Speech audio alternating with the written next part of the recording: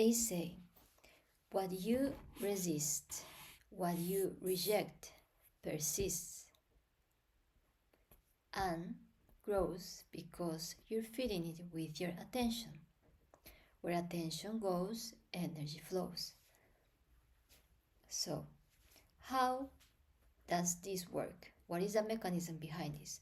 There are three things. One is your narrow pathway. Every time you take the same action, which is resisting what you don't want to, you're enhancing that narrow pathway and giving it energy to keep happening. Second thing, you are enhancing your identity. So every time that happens and you react and you resist, you are feeding the identity that has an issue with that needs that to exist, that ends up manifesting, creating that. Third thing, you are giving it energy. This life force, you're giving it to it. In a way, you're giving it to the enemy. Your life force, you're giving it to the enemy. So, that's why. Because it enhances, it wires you stronger to keep manifesting that or keep having issues with that, because it enhances the identity that needs that to exist, that ends up manifesting that. And because it gives energy overall, it just gives energy to that. It ends up feeding it, and that is a mechanism that is behind it. So that's the first thing. Second thing that I want to say is that I want to mention is that, okay, I got it, it makes sense, I'm gonna respond then. I try not to react, I'm gonna respond. Let's be real. Many times we end up reacting, although we want to respond. Maybe it's because it's something very triggering that we haven't really spiritually, mentally, emotionally integrated. And as a result, our nervous system is just spiking. It's just all over the place. So we end up reacting. And after we react, we're like, damn, I end up reacting again. And we could end up feeling bad about it. So, firstly, I want you to know that is very human, that is very how humans are biologically wired, made. So don't feel too bad about it.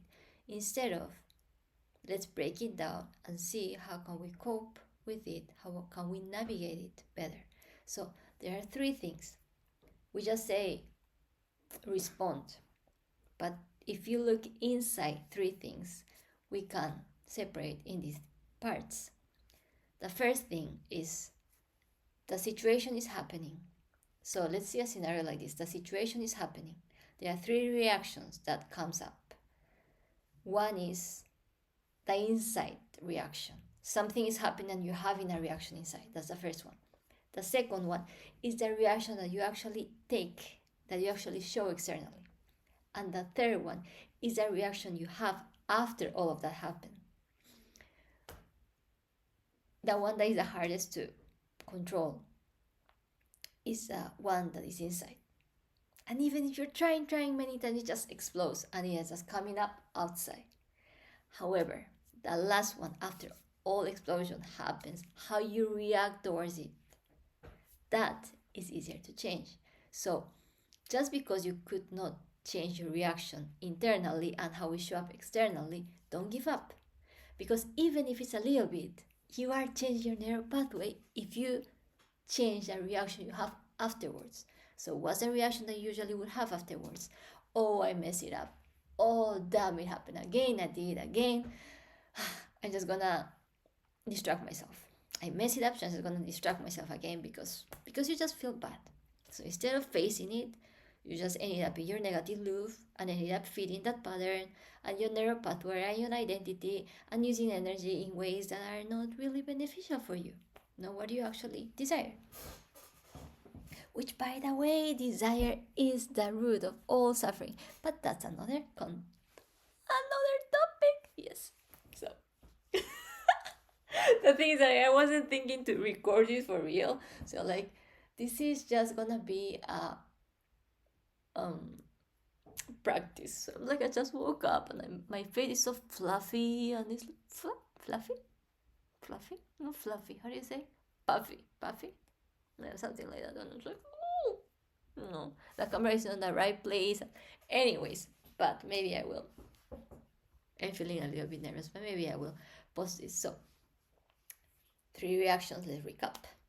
Inside reaction, the reaction that we end up showing up, and the reaction that we ended up taking, we are having afterwards. So this reaction that we end up having afterwards, since the energy already got kind of recharged, it's easier to navigate it at our will. So don't give up just because you couldn't react in a certain way, because there's still a reaction left. And even by just changing that part of the reaction, you can rewire your brain and lessen the identity and lessen the energy you're giving it to it. Because many times things don't end up, the energy cycle don't end up when you just explode it, when you just end up reacting. You keep feeding it because then you feel bad, then you do something that you would not have done otherwise, and you just give even more energy, expand the time, and all of that. So that's the second thing I wanted to mention. And the third thing is, however, our desire, our intention is to actually being able to continuously, consistently respond instead of react, to be actually living from that more conscious place. And in order to do that, know that being conscious is our natural state. You don't have to learn to be conscious. Being conscious, that source energy, that is stable, is your natural state. What is happening is that there are things happening that are blocking it. Those things that are happening are your mental, emotional blockages. In order to clean that up, we can do. So guys, it takes me years of try and errors of my own. Like I thought I'm gonna die, and anyways, just many things to end up in this really clarified way to deal with it, and that is mental inquiry, emotional feel your emotions, and spiritual inquiry. And before that, you have to regulate your nervous system, because if you are in survival mode, nothing is gonna work really. More than nothing is gonna work, you won't even be able to start it, and you'll be feeling like, oh, I couldn't meditate, oh, I couldn't be aware, oh, I couldn't feel my emotions, oh, although I know I'm spiritual bypassing, although I know I'm not this and I'm source energy and I cannot be awareness and all of that, you end up bypassing and all of that. So in order to not do that, we firstly, this is the listen to me, this is the important part. So this is the best solution method that I came up with, that you can do by your own. Mostly, well, you may need a person or something to reflect you back, but you don't need, like, for example, let's say,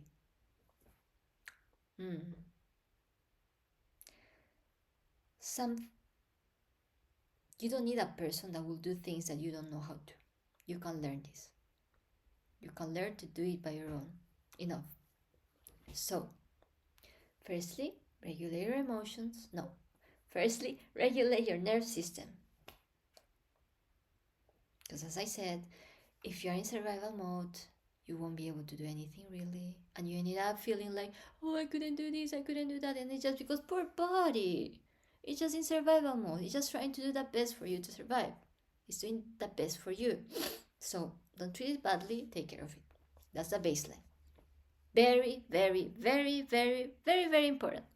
If not, you're gonna end up blaming yourself for things that are, for things that you can't help it really. It's just normal human conditions. So after doing that, after having that base, three things. One, mental inquiry. Because you have a belief, you're conditioned, and because of that conditioning you have a belief, and that belief creates certain thoughts, and certain thoughts create certain emotions, and those certain emotions create certain reactions, and all of that, because you have all the things that we can say a programming, a pattern. That's why you ended up reacting and not being able to stop it, not being able to respond, because you cannot think your way out. You have to really become in that. You cannot do your way out. You have to really become in that. And in order to become in that, we have to remove what is blocking. And what is blocking is this mental, emotional, this wiring, this energy that is clogged. Clogged, clogged, clogged, clogged, clogged. So, mental inquiry.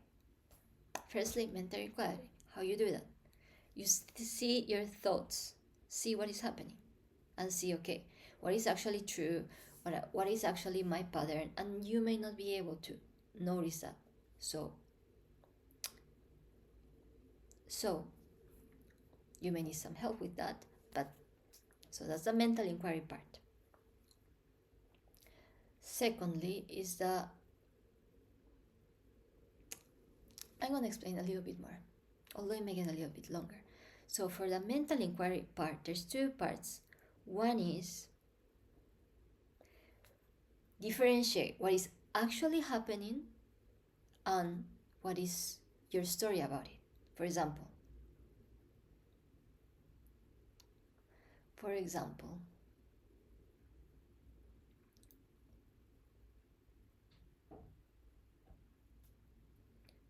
you went to the store, the cashier is yelling at you, is treating you rudely, and you're like, oh, it's because I'm this, or because they are like that. And many times you can take those things personally. It's because I'm not good looking enough. It's because I did something wrong. Where it's just the plain fact is that the cashier responding in this way, no more meaning. So you remove the meanings. You just see the facts of the situation. That's one part of the mental inquiry.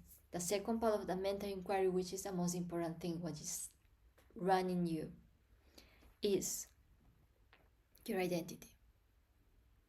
So you are existing based on a certain identity, which you are many times usually not even aware of.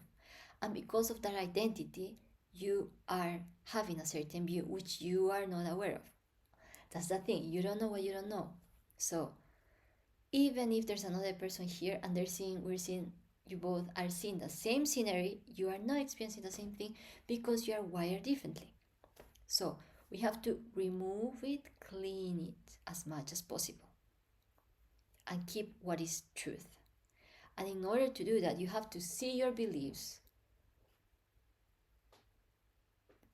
through your emotions many times, through the issues, through the situations that you are creating in your life, because you are creating your situations.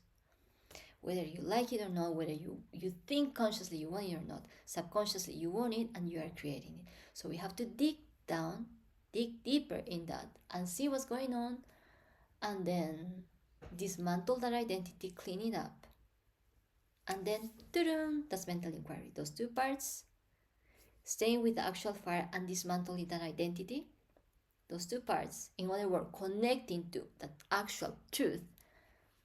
By doing those things, you can do the mental inquiry and clean that, integrate your mind. Because in the end of the day, what heals, what frees you is truth, is love, is oneness. Truth, one, loveness, same thing. Now, when you do that, emotions will come up. When emotions come up, you have to feel it. But when you feel it, there are certain things that you have to be aware of. If not, it won't be enough. One, you have to feel it fully. Don't little by little the body knows how much it is capable to feel at this moment. So let it feel. Don't limit it because you feel it's too much, because you're scared, because you feel ashamed, because you feel embarrassed. Don't.